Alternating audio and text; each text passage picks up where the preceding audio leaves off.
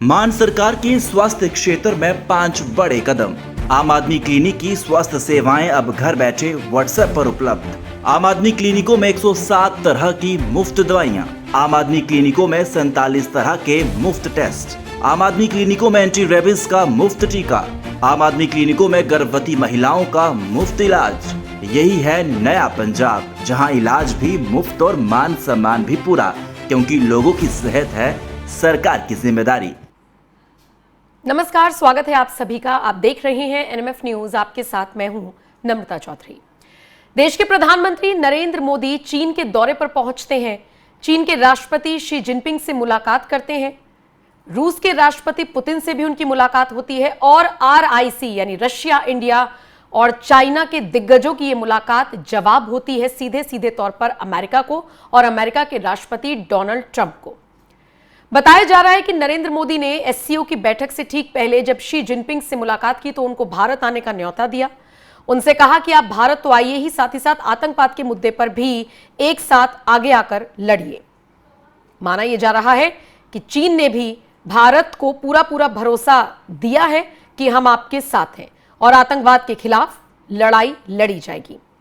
कुल मिलाकर देखा जाए तो यह बैठक बेहद अहम रही है और बेहद सार्थक रही है और निश्चित तौर पर डोनाल्ड ट्रंप के लिए यह एक बड़ा जवाब है, बड़ा मैसेज है, क्योंकि डोनाल्ड ट्रंप इस वक्त क्या कर रहे हैं? टैरिफ खेल रहे हैं।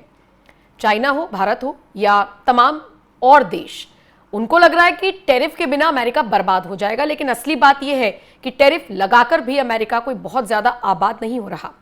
बहरहाल वापस खबर पर आते हैं और खबर जानते हैं सबसे बड़ी क्या निकलकर सामने आई जब नरेंद्र मोदी शी जिनपिंग से मुलाकात करते हुए नजर आए।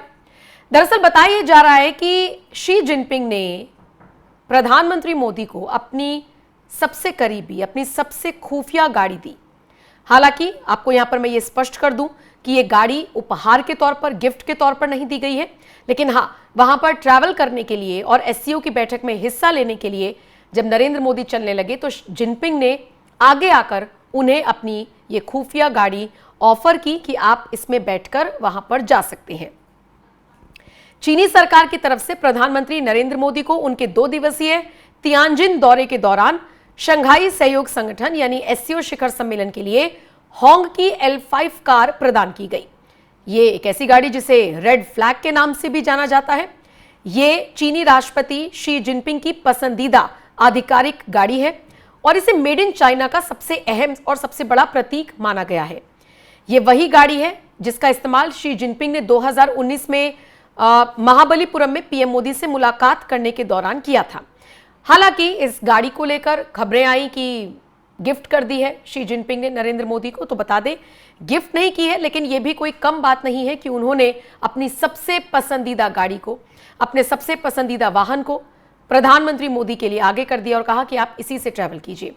आइए आपको विस्तार से समझाती हूं कि जिनपिंग ने मोदी को जो अपनी सबसे पसंदीदा गाड़ी दी है उसकी खासियतें क्या है। होंग की L5 जिसे रेड फ्लैग भी कहा जाता है, उसकी खासियतें क्या हैं? होंग की L5 जो कि अब होंग की ग्वाली के नाम से भी जानी जाती है, एक लग्जरी सेडान है जिसे चीन की प्रमुख ऑटोमोबाइल कंपनी होंग की FAW ग्रुप की सहायक कंपनी द्वारा निर्मित किया जाता है। यह चीन की सबसे महंगी कारों में से एक है और इसे राष्ट्रपति शी जिनपिंग की आधिकारिक कार के रूप में उपयोग किया जाता है। इसका डिजाइन और विशेषताएं इसे एक प्रतीकात्मक और शानदार वाहन बनाती है जो चीनी संस्कृति और आधुनिक तकनीक का मिश्रण दर्शाती है। मतलब हाईटेक है, इसका डिजाइन बहुत शानदार है।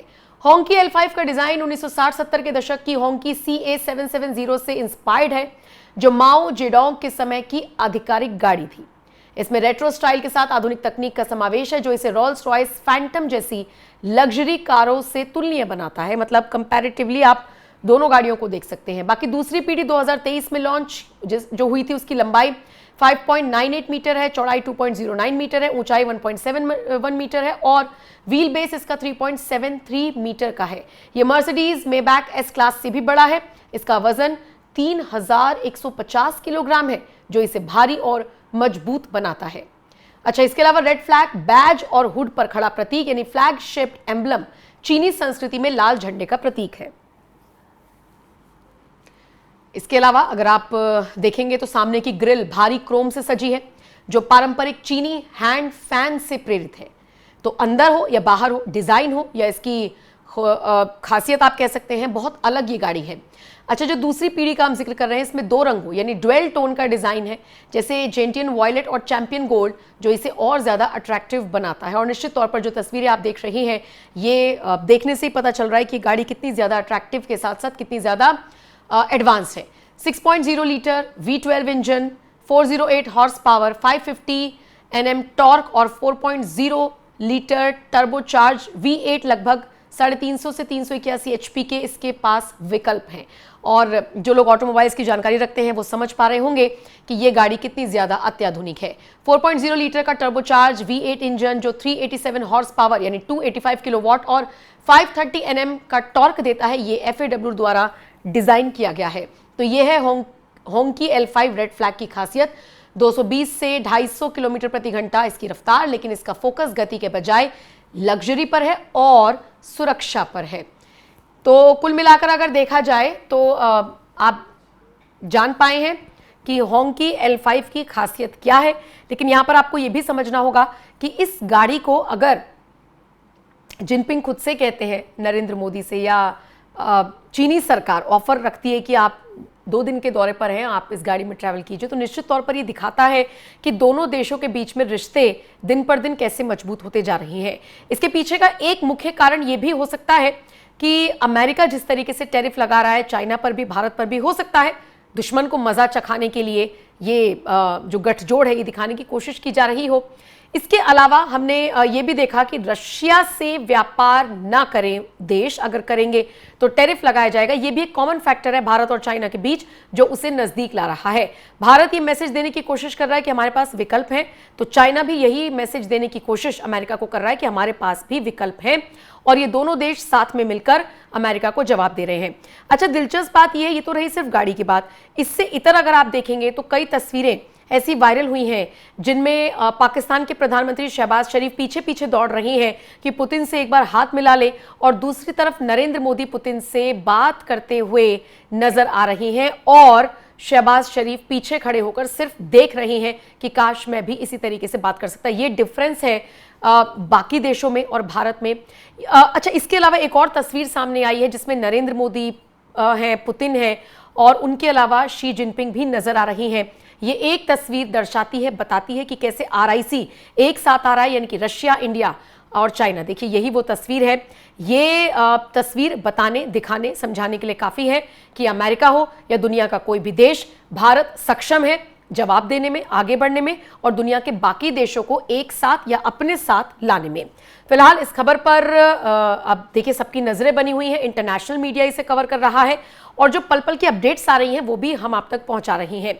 फिलहाल इस खबर पर आपका क्या कुछ कहना है, आप अपनी राय हमें कमेंट कर जरूर बताएं, और बाकी खबरों के लिए बने रहिए NMF न्यूज के साथ।